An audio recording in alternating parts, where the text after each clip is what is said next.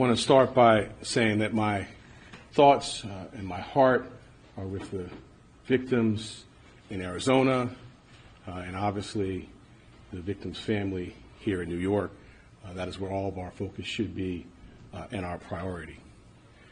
Yesterday we learned from a press conference that the Maricopa County Attorney was refusing to extradite a suspect in a Manhattan murder investigation. Her reasoning, not because that's what the law dictates, not because that's what advances justice, not because of a concern for victims, not at the request of the NYPD, but rather plain and simple, old-fashioned grandstanding and politics. I've been a prosecutor for 20 years. That should have no place in our profession. It is deeply disturbing to me that a member of my profession, a member of law enforcement, would choose to play political games in a murder case. So what I want to do is take a few moments to correct the record on a few things, to talk about the facts, the data, and the statistics, some of which are behind me. Let me start with, first, during my tenure, the last 2 years, shootings are down 24% in Manhattan. I'm sorry, shootings are down 38% in Manhattan. Homicides are down 24%. Manhattan, my county, which I'm honored to lead, our murder rate is less than half that of Phoenix, Arizona's. In 2023, they had 198 criminal homicides.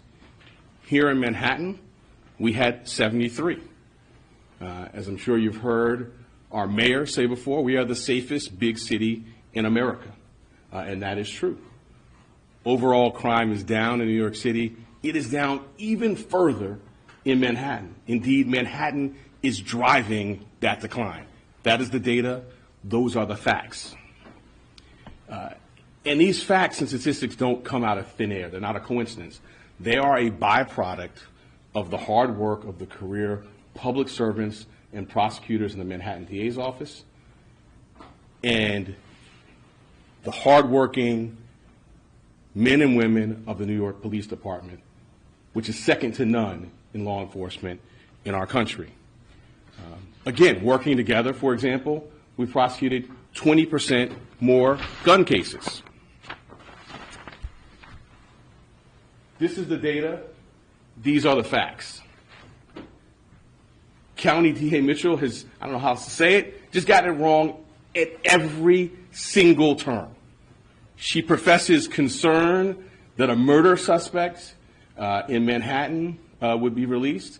I do not know what they do in Arizona, but I know that here in this county, New York County, we routinely seek and get remand, which means the person's in custody, in our murder cases. Those are the facts. I've heard she also was on Fox and Friends this morning saying that 4 Manhattan suspects were picked up by ICE in her county.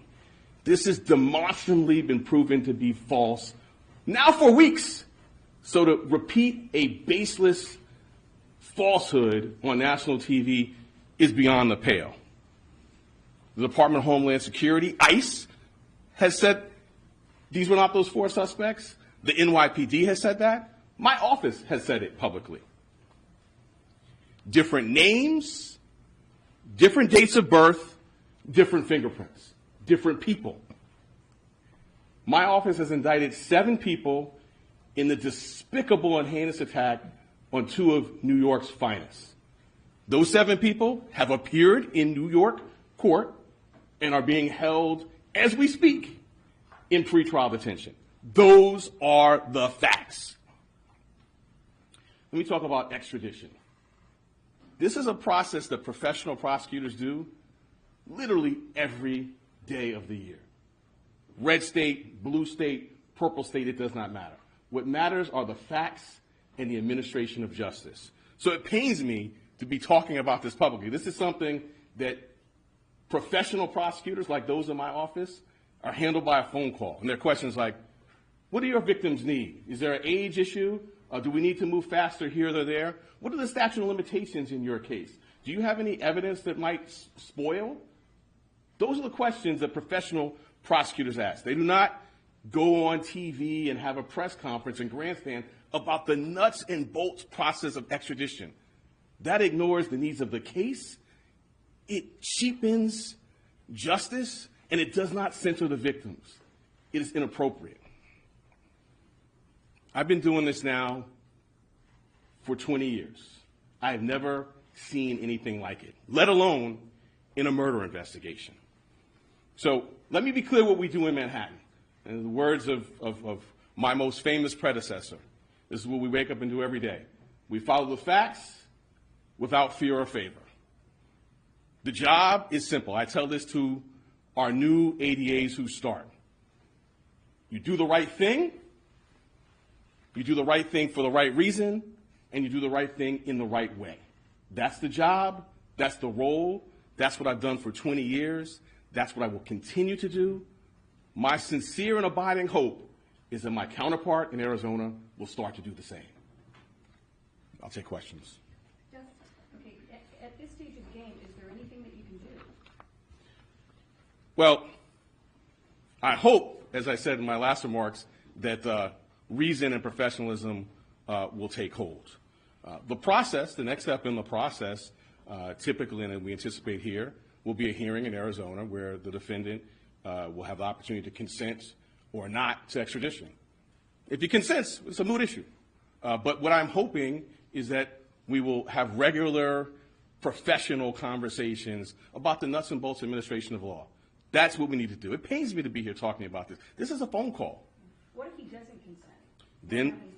Then if he does not consent, I anticipate, just like in our other extradition proceedings, then we'll have an extradition package.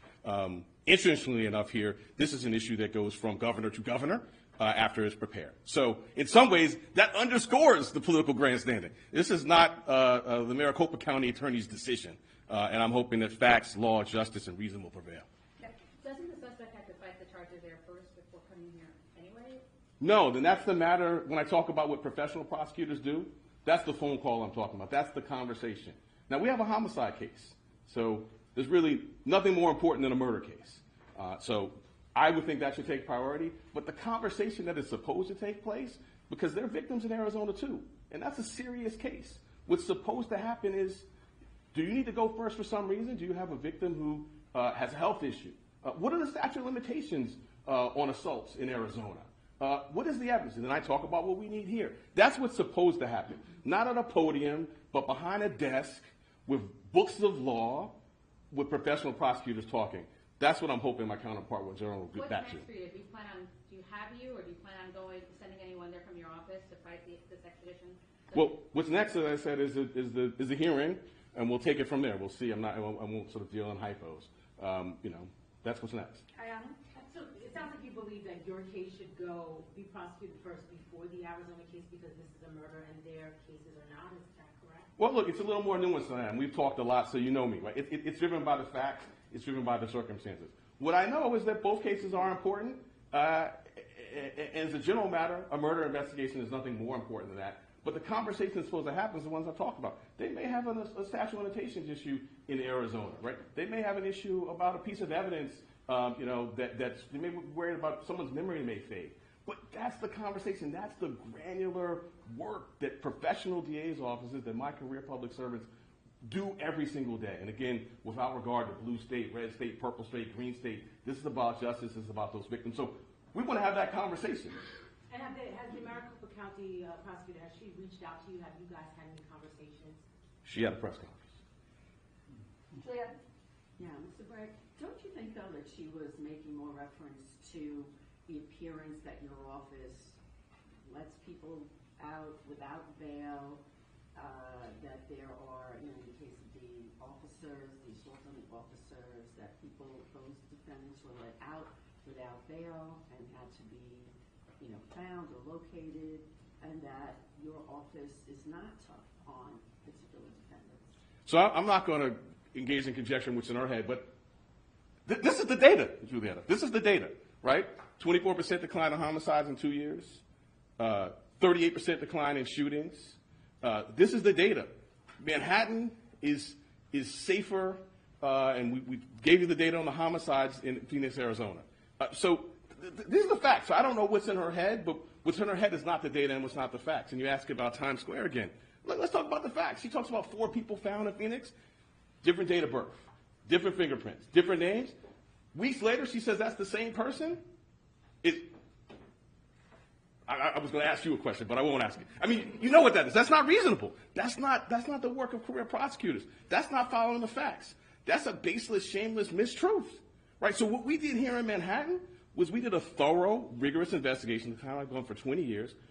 We identified the right people, charged them with the right crimes, indicted them, brought them into a Manhattan court, and they're all in custody. So I don't know what's in her mind, but those are the facts. We'll take one more. Mitchell has said, the suspect in this case is behind bars, so essentially what difference does it make? It's not going to really affect the society. Why is it important that he is held to account in this case? And have you spoken with anybody from the victim's family?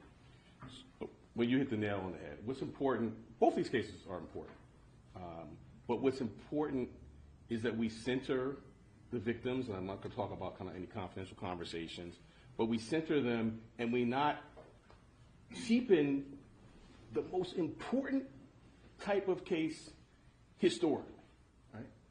A murder investigation, right? We should be talking about the victim's family, when a trial date is. That's what we should be talking about. We should not be talking about political grandstanding. So it pains me to be here with you. Sadly, we are here. I have to correct the record when someone goes on TV and says that 4 people were arrested. It had absolutely nothing to do when we got the 7 people right here in custody. If she wants to come see, and that's where they are. And then ignores these facts. Like, we have career public servants who are working hard as we speak to make these numbers a reality. Right? These don't manifest themselves out of thin air. This is every single day. We sit with our federal, local, and state partners. We focus on the drivers of crime, and we secure accountability. So that's what's going on here. I don't know what's going on in Arizona beyond the data, but I know what's going on here, and I'm not going to stand by and have someone cheapen our process, lie to the public, and really denigrate the great work that the career public servants are doing in my office. I'm not going to stand by for it.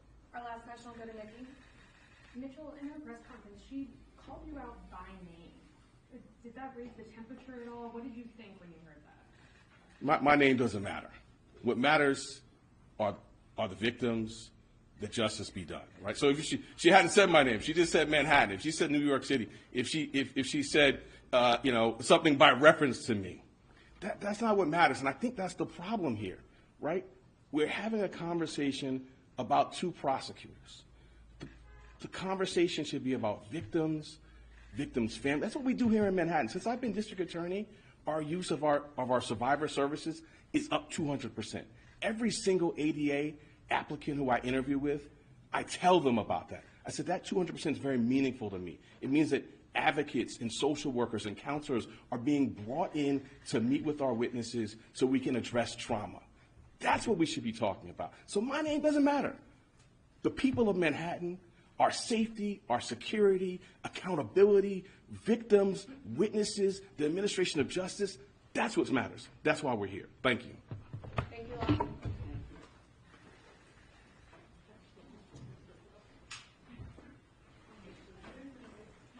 Definitely stay and get shots of the visuals. That's encouraged. Quick question for you though. These charges say 2023, but at the very beginning of his news conference, he was making reference to